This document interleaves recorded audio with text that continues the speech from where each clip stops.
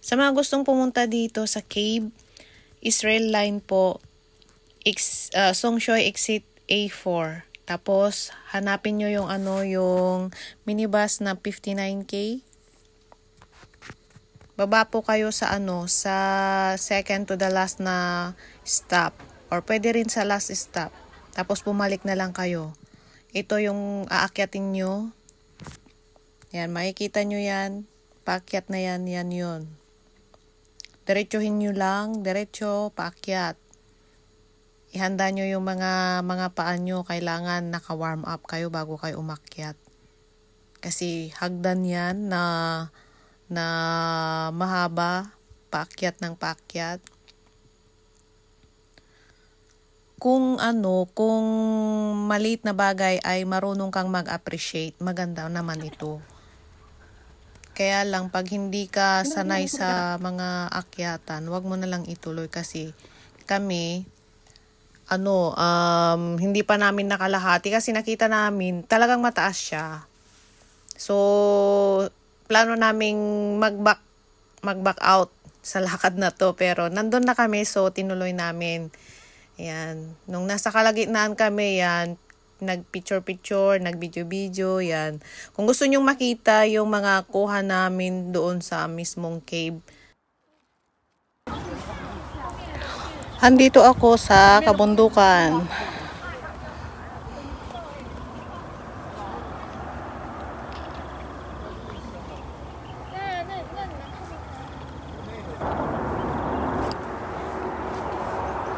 Check nyo na lang po sa description box yung kung paano pumunta dito. Ilalagay ko po sa description box po.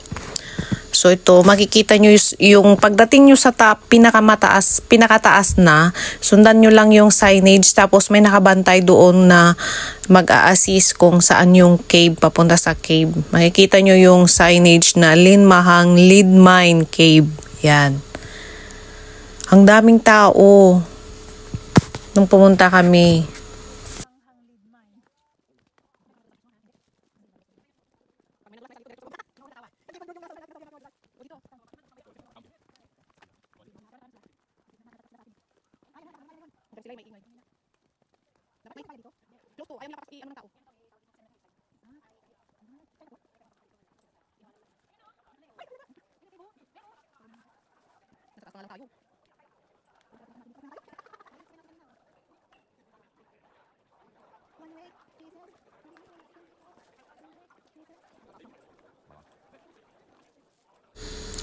So yan po yung cave, pero hindi pa po kami dumiretso dyan.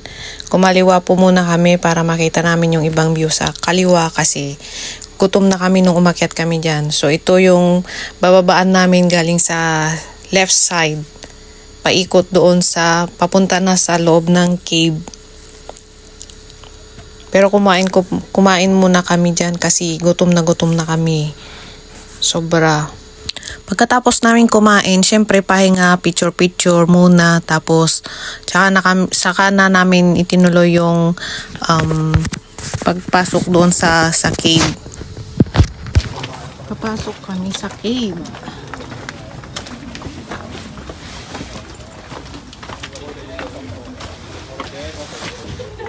Treko.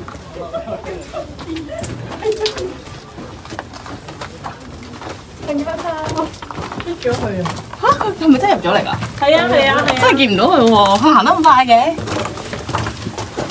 呢度行咗出嚟係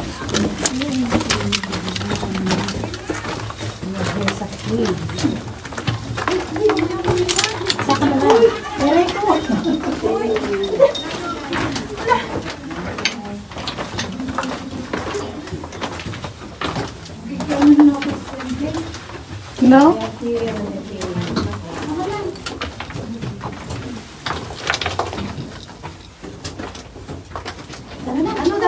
Mag-kuhan tayo, group picture tayo. Tayo, tayo. Nagbibideo yata yan.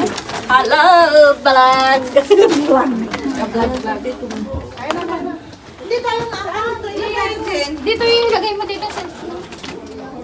Thank you for watching po. God bless.